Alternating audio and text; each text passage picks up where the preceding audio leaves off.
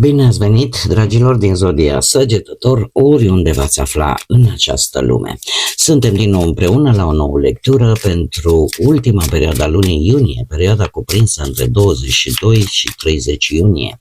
Așa că, dragilor, toți cei care aveți nu doar soarele, ci și luna, Venus sau poate ascendentul în Zodia Săgetător, această lectură este de asemenea și pentru voi. Ca de fiecare dată, nu uitați, este totuși o lectură general colectivă, așa că vă rog să luați decât ceea ce va rezona cu voi. Înainte de a începe lectura, vreau să le mulțumesc din suflet tuturor celor care sunteți aici, care mă susțineți prin like-uri, comentarii, gesturi de apreciere și, desigur, gândurile bune care vin din partea voastră, așa că mii de mulțumiri tuturor. Cei care sunteți noi pe acest canal, vă urez bun venit, iar dacă la finalul acestei lecturi simțiți că ați rezonat sau pur și simplu v-a plăcut, nu uitați să vă abonați. În felul acesta nu veți pierde niciuna dintre lecturile mele și, aparte de lucrul ăsta, este și gratuit. Abonarea este gratuită. Bun, dragii mei, haideți să vedem ce este important de știut pentru voi. Avem aici pe Marte, avem niște inamici, avem și Luna, dar avem și un Soare. Ce îmi spune acest Marte? Marte reprezintă acțiunea, energia, dar de asemenea reprezintă și provocările și maniera în care voi înfruntați aceste provocări. Îmi vorbește de inițiativă, de curaj, dar și de impulsivitate. Așa că de asemenea ne mai poate vorbi de acel mecanism de apărare, acel instinct de supraviețuire și de acțiune în forță. Și avem așa inamicul, trădarea, dar la final avem și succesul. Asta ce ne spune? Păi ne spune că e posibil să aveți niște atacuri, o agresiune, niște răutăți, o ipocrizie din partea cuiva, care chiar poate duce foarte ușor către o trădare, o minciună. Posibil să vorbim de suspiciuni, de gelozie, de zgârcenie, de lucruri nu tocmai ortodoxe, să spunem așa, dar cu succesul aici se pare că totuși voi veți putea trece cu brio peste toate aceste mașinațiuni care vin în viața voastră în această perioadă. Dacă vorbim de partea profesională, avem posibil un conflict, o răutate, poate să fie mică, poate să fie mare, ceva în cercul profesional, din partea rivalilor, din partea colegilor, din partea cuiva pentru a obține ceva important, că poate vrea postul vostru, că poate avea un post mai mare sau pur și simplu cineva care vrea să vă și care poate s-a și declarat ca inamic, îl cunoașteți, poate îl știți. Tind să cred totuși că e posibil să aveți o surpriză. De ce? Pentru că aici vorbim de o trădare, vorbim de niște adversari care devin inamici destul de provocatori, care țin în ei o doză de ură, de invidie vis-a-vis de voi, dar cu succesul aici aș spune că vei reuși să rezolvi aceste probleme într-o marjă de 3. Poate să fie mai puțin 3 zile, dar poate chiar 3 săptămâni sau maxim 3 luni. Toată această situație să se calmeze, să se rezolve într-un fel. Dacă vorbim de bănuți, atunci avem posibil o pierdere de bănuți din cauza semnării unui contract sau din cauza unei înșelăciuni. Și aici trebuie să aveți mare grijă ce semnați din punct de vedere financiar în această perioadă. De ce? Pentru că aceste pierderi pot fi previzibile. Și e posibil ca anumiți membri din familia voastră să nu vă ofere suportul. E ca și cum ți-ar spune, știi, noi ți-am spus, n-ai vrut să asculți, sau pur și simplu să nu vă puteți baza pe anumiți membri din familie. Dat fiind toate aceste lucruri, cu succesul aici, totuși să zicem că ele se vor rezolva într-un fel, dar, cum să zic eu, aș zice că ceva va fi protejat, un anumit bun totuși va fi protejat. Asta nu înseamnă că vor fi toate protejate.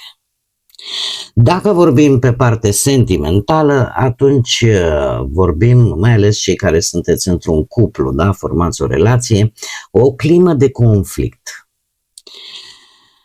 O climă de conflict, nu știu, cauzată de posibil o gelozie dusă la extrem.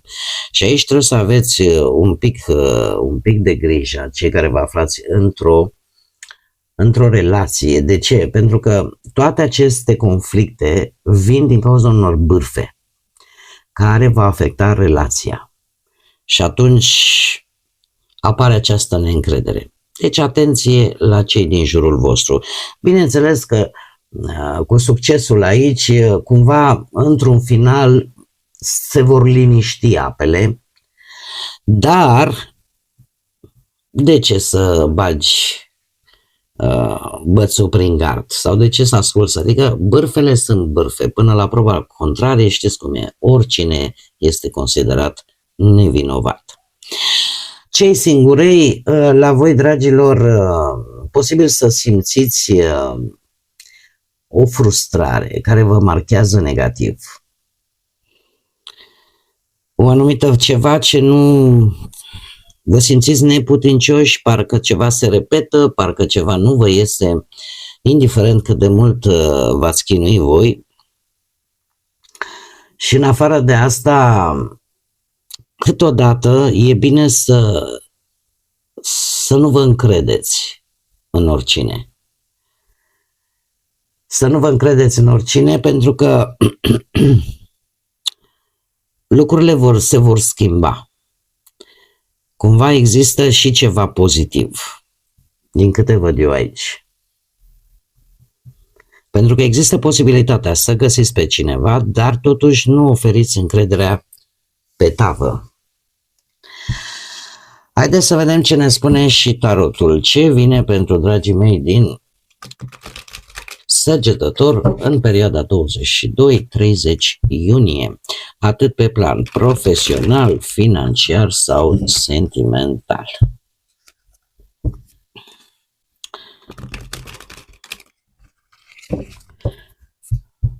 Ia să vedem.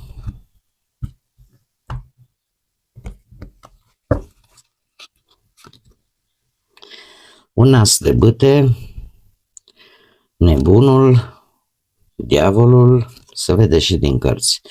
6 de spade, lucruri, să știți că își bagă dânsul coada la cei în relație și la bănuți, lucruri riscante.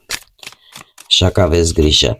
Haideți să le și clarificăm. Clarificăm, te rog, pentru dragii mei din Săgetător, asul de bâte, perioada 22-30 iunie.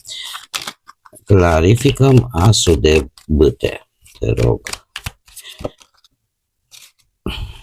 Da, la voi categoric ceva se termină pe plan profesional. Clarificăm nebunul. Clarificăm diavolul.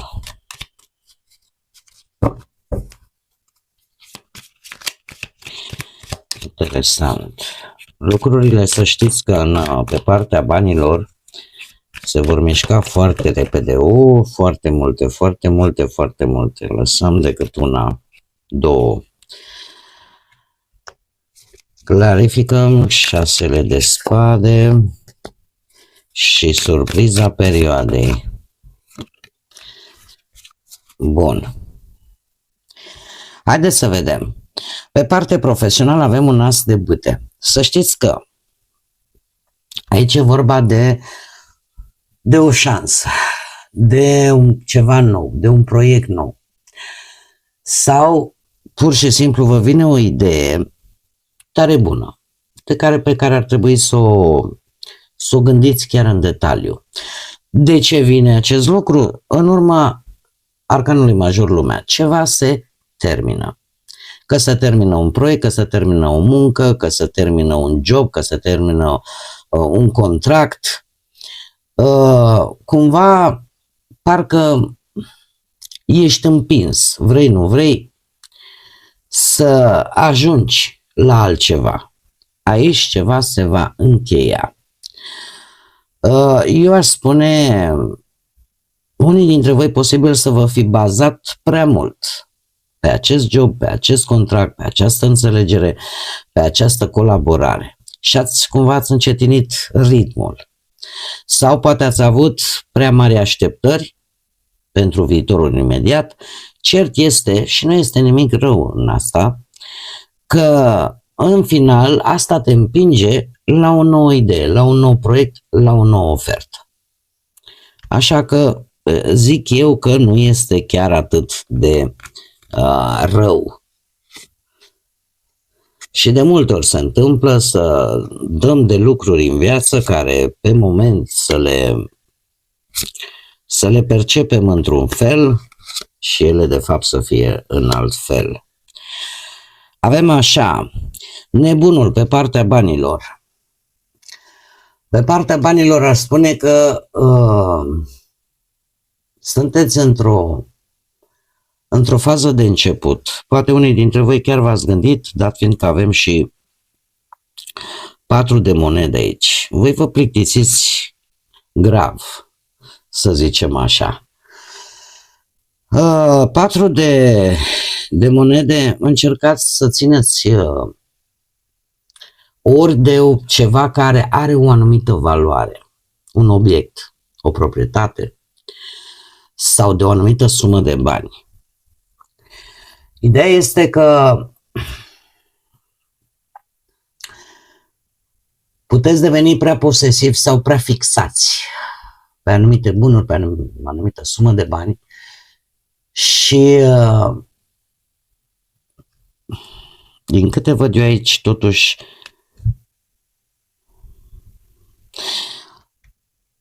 nebunul în această situație îmi vorbește de o cheltuială impulsivă, care nu are o planificare.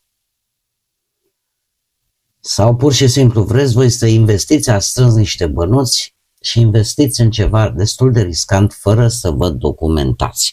Și am văzut acest lucru chiar din energia principală. Este ceva legat, nu știu, ori de o persoană din zodii de apă, Rac pe Scorpion. Și de asemenea, aș zice că, nu știu, luați lucrurile prea relaxat.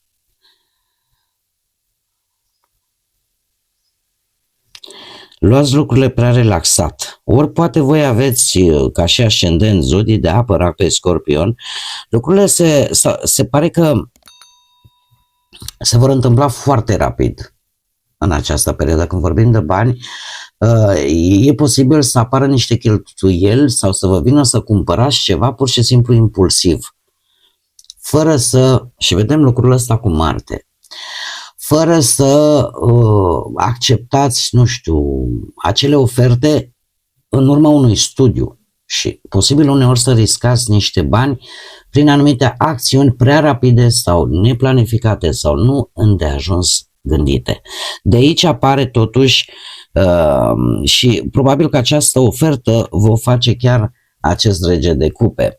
Ce înseamnă? E o persoană care nu-și arată stările. E o persoană care o poți citi foarte greu, nu-ți dai seama dacă te minte sau dacă spune adevărul. Este cineva care, cum să spun eu,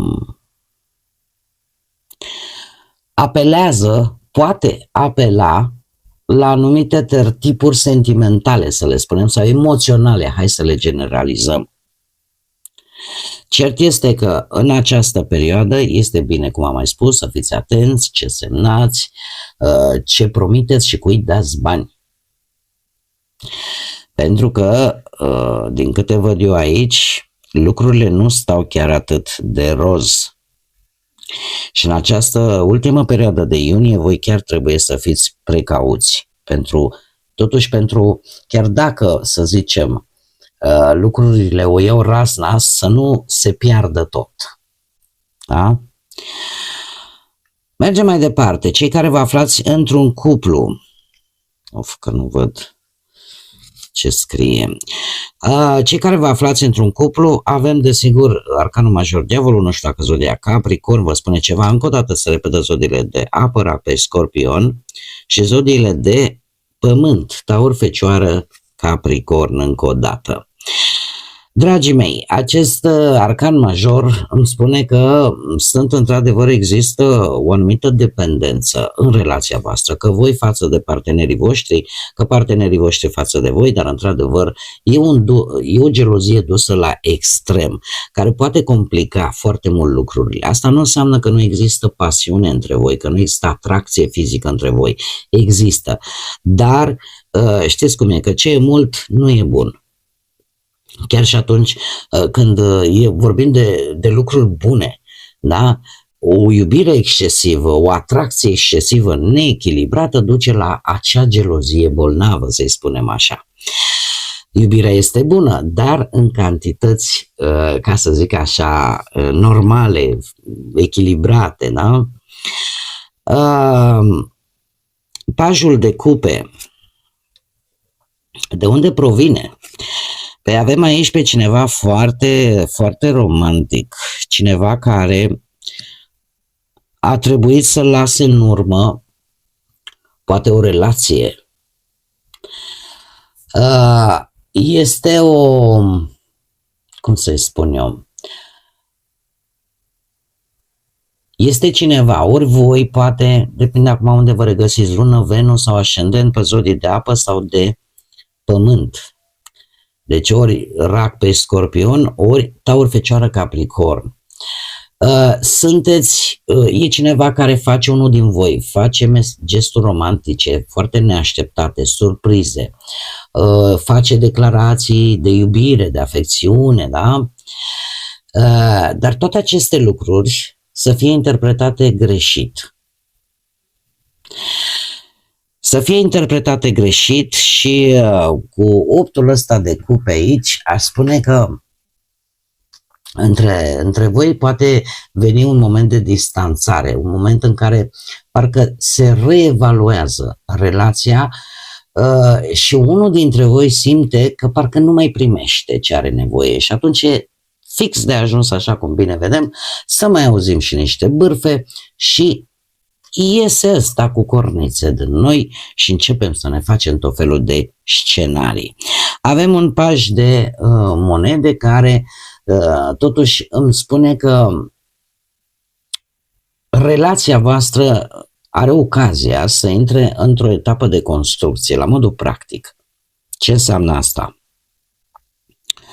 Orică voi v-ați făcut un plan pentru viitorul apropiat, să spunem, să construiți ceva împreună, să investiți în ceva. Ați avut un proiect în comun. Doar că, din câte vedem aici, și-a băgat, cum am mai spus, codița și cine nu trebuie și chiar dacă relația voastră este foarte pasională, este în același timp și complicată din cauza geloziei. Din cauza geloziei, a controlului sau a unor conflicte intense. De ce? Pentru că ori poate unul dintre voi încearcă să domine, încearcă să controleze relația sau pur și simplu există genul acela de relație un pic toxică sau dependentă emoțional. E ca și cum ai spune, simt că e foarte dificil să ies din această relație care poate o percep că nu e tocmai ce trebuie. Și bineînțeles că vin și, dacă mai vin și aspecte din exterior, bârfe și alte lucruri, cu atât mai mult se accentuează această tensiune în această perioadă. Pentru cei singuri avem un 6 de spade. Voi plecați la drum, dragii mei. De ce? Pentru că avem un 10 de cupe și un 9 de bâte. V-ați luptat foarte mult. Chiar ați făcut multe gesturi pentru a obține, cum să spun eu, pentru a păstra poate legătura cu cineva sau a cunoaște mai bine pe cineva. 9 de bâte Îmi vorbește, cum să spun eu, de o anumită precauție, vigilență. De ce? Pentru că nu vrei să vă lăsați prinși în situații care simțiți voi că nu vă aduc un beneficiu real. Ați fost mult mai selectiv în alegerile voastre sentimentale. De ce? Pentru că avem un 10 de cupe care îmi vorbește de a atrage către voi, ați lucrat la acest lucru, să atrageți către voi acele persoane mai armonioase, să vă facă să vă simțiți bine cu voi înșivă.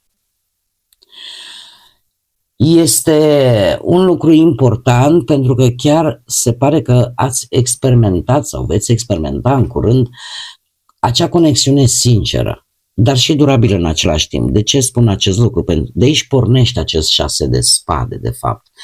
Ideea de a te vindeca, a vedea mai clar cum stau lucrurile înainte de a începe o nouă relație. Așa că ori reflectați foarte bine, foarte mult asupra unei relații din trecut pentru a depăși anumite dezamăgiri și să vă pregătiți pentru ceva nou. Chiar poate apărea, cum am mai spus, și o călătorie, tocmai în ideea de a merge mai departe. Surpriza perioadei o aduce un 3 de monede, de unde provine? De la un soare. Da? Cumva se pare că ceva se va rezolva sau ceva nu va avea acel impact atât de puternic negativ.